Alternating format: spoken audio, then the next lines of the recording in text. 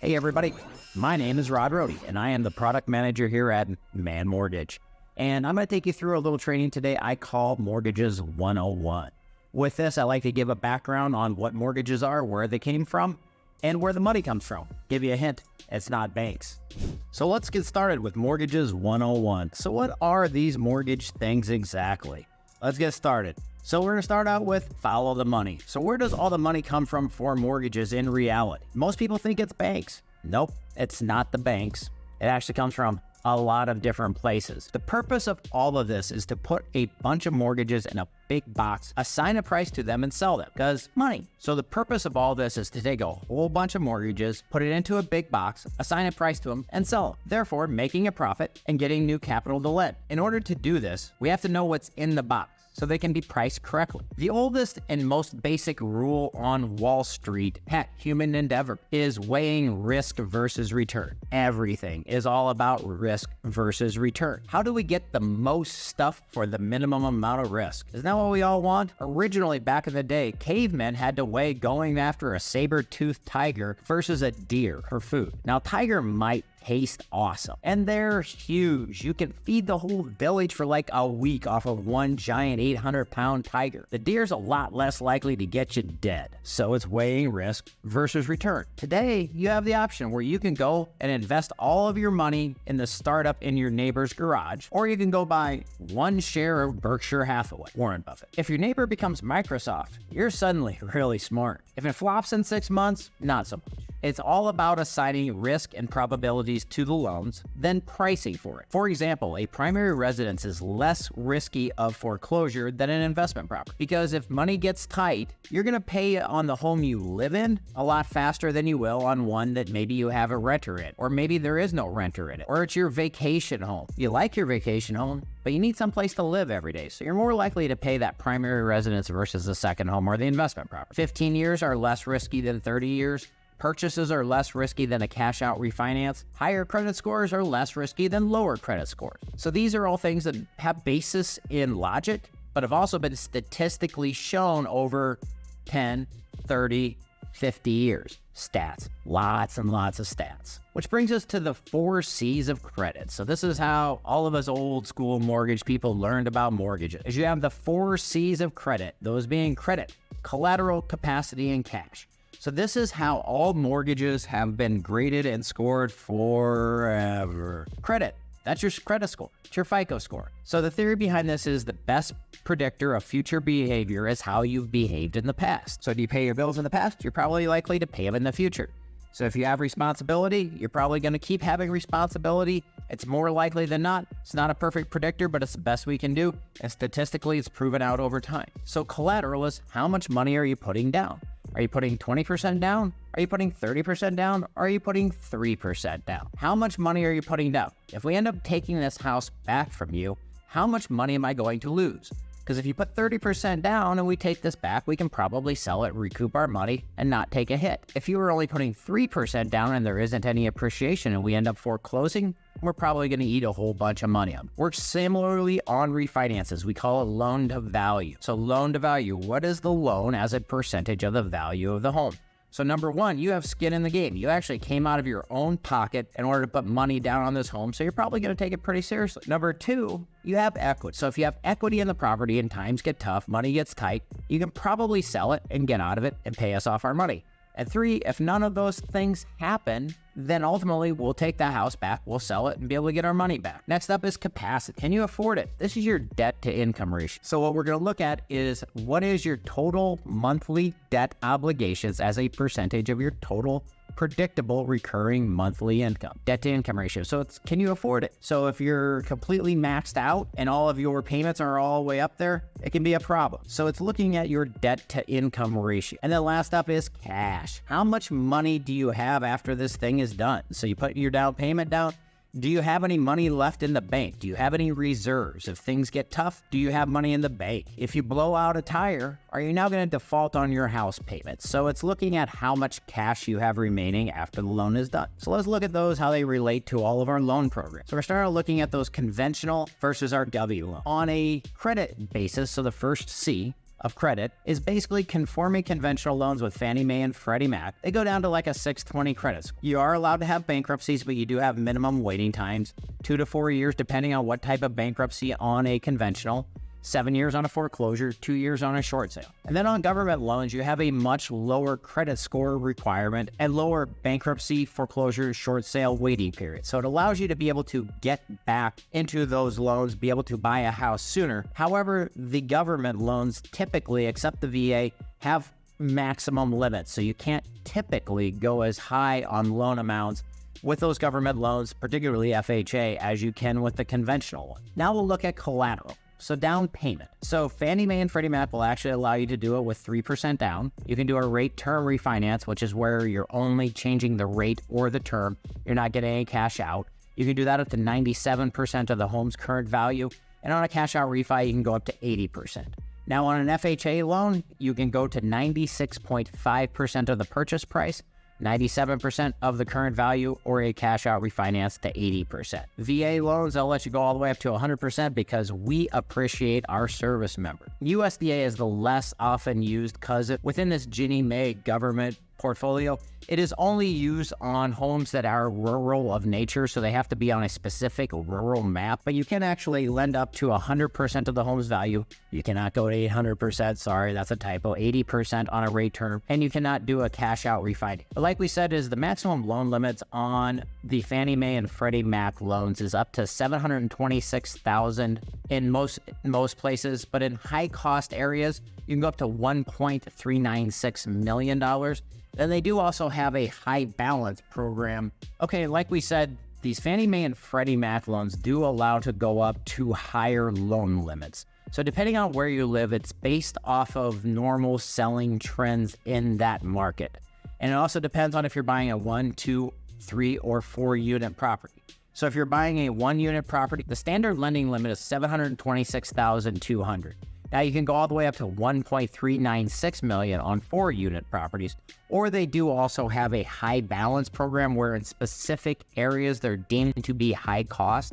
They'll let you go above that $726,200 limit. Now the FHA loan limits are quite a bit smaller. VA does not have a lending limit, but most lenders will have particular overlays. Like I think we go up to $2 million here at Man Mortgage on a standard basis. Anything over that's kind of on an exception. So the next C we're looking at is capacity. This is that debt to income ratio. It's can you afford this house? Are you going to have enough money to make your payment every month? So kind of the standard guideline on that is they look at 2 ratios. One's called the front ratio, one is the back ratio. Front ratio is just what is the mortgage payment divided by your total monthly recurring expected income. Then you have your total debt ratio, which is all of your debt. So it's your house, your car, your student loans, your credit cards, anything else that's on your credit report. What is your total debt obligation divided by your total monthly predictable recurring income? So they're going to look at both of those. So the standard guides are 28% for the front ratio.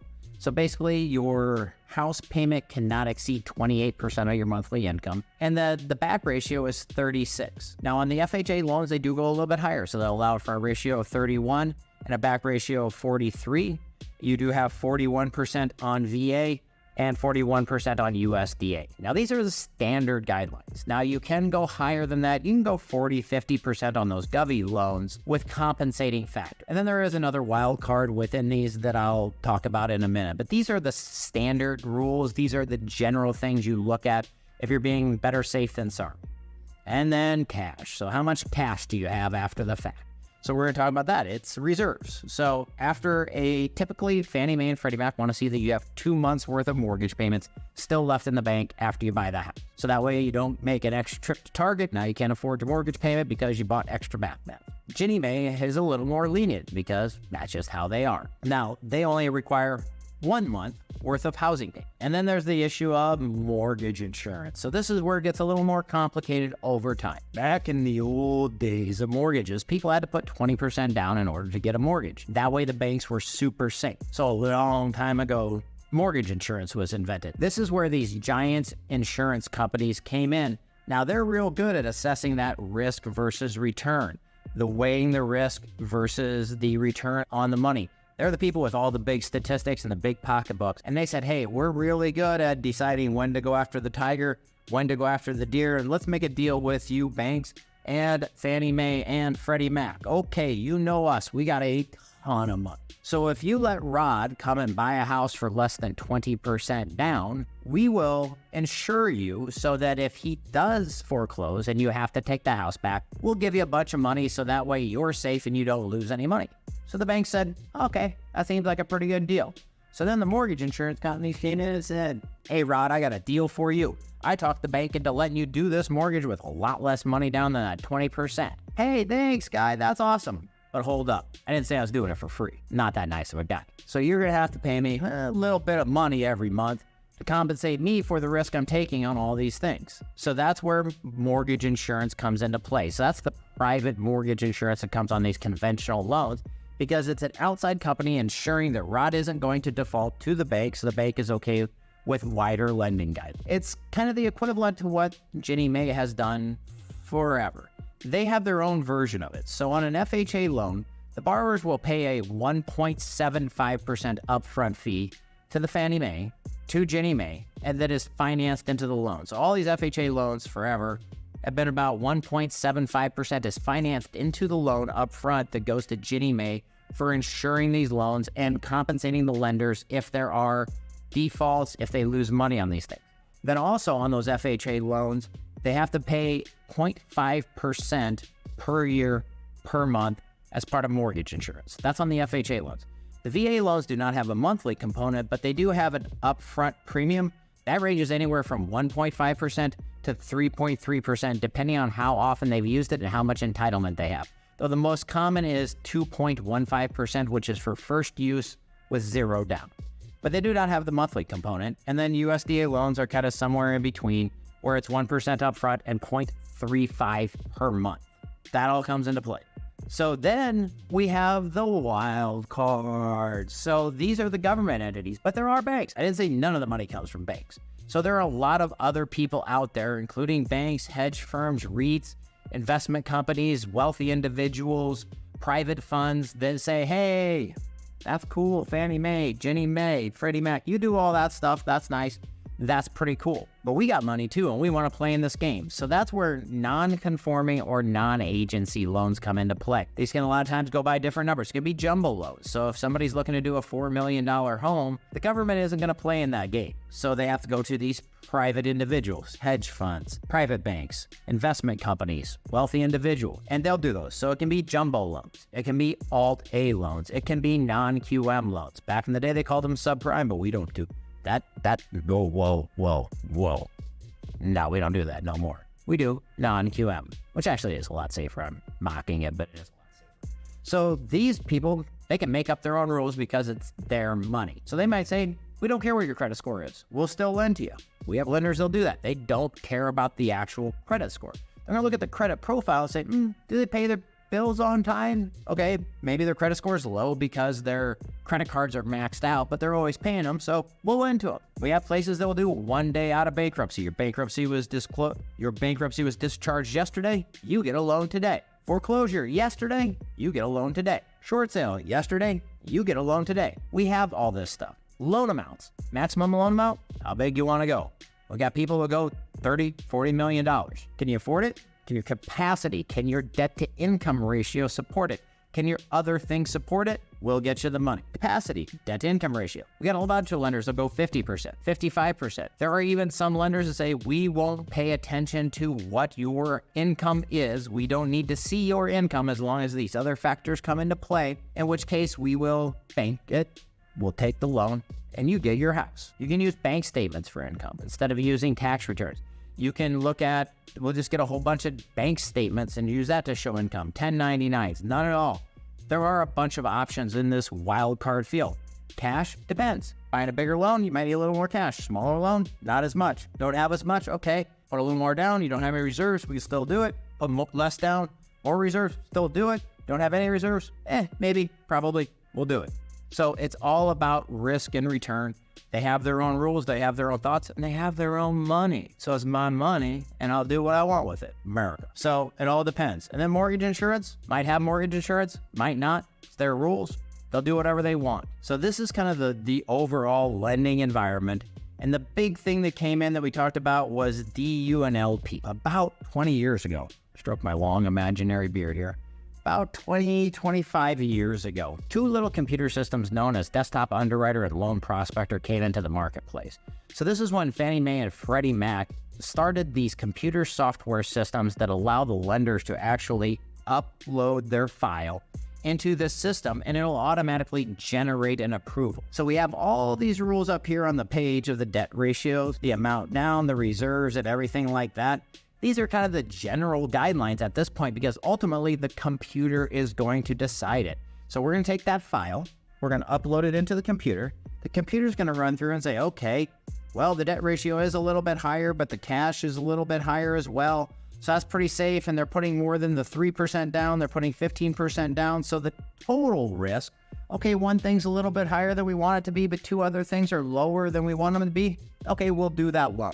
So ultimately on these Fannie Mae, Freddie Mac, FHA, VA, and USDA deals anymore, it's all determined by that computer. And we all use the same computer. So whether you come to Man Mortgage, you go to a mortgage broker, you go to Rocket Mortgage or Chase Bank, we're all going to run it through the same DULP and get the same approval. So ultimately, it's up to them, to the magic box in the sky, to determine who gets these mortgages. But why do we do it? So this is what we get down to. So why do we do it? So that's where, we talked about on a previous slide. Let's go back. It is all about the most basic rule of all human endeavor, weighing risk and return. And we all got different opinions on that. We had the Fannie Mae, we had Ginnie Mae. We talked about their rules, and then we have the private individuals. And the private individuals come in, they say, I got my own rules. I will lend to people that Fannie Mae and Freddie Mac won't, but I'm not doing it for free. So it's all about pricing. So right here on the screen that you see is an example. It is the as of today, which is October 2nd, 2023. These are what's called the loan level pricing adjusters for Fannie Mae. So this is their base price that has to go into every loan that meets these particular criteria. So for example, if the borrower has a credit score between 720 and 739, and they are putting 20% down or 80% LTV, then Fannie Mae is going to charge 1.25% of the loan amount as a fee. So that has to be either factored into the pricing or paid by the seller or paid for by the borrower. But it is mandatory. It's how Fannie Mae prices these mortgages, because they need everything in the box to be priced fairly. So that box might contain somebody with a 630 credit score, and it might contain somebody with a 780 credit score. So they have different price adjusters because we need to be compensated for the risk. We'll take on extra risk if there's extra reward.